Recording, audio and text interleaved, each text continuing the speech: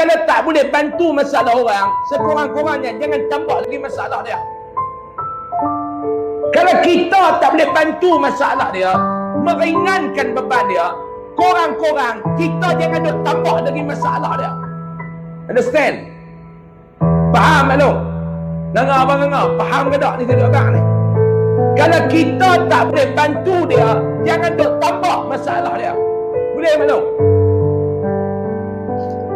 Saya baru nak keluar pergi cari cucuk kat atas meja. Kita pun keluar lah, pergi tujuh suku tu nak pergi cari lah nanti rumah. Mandi apa? Mak nak makan apa ni? Tak ada mak beli semua dah. Nak buat lagu mana abang Noh? Kita ni macam tu. Dah mak beli buat apa? Tak apa. Tak saya beli mak, tak apa.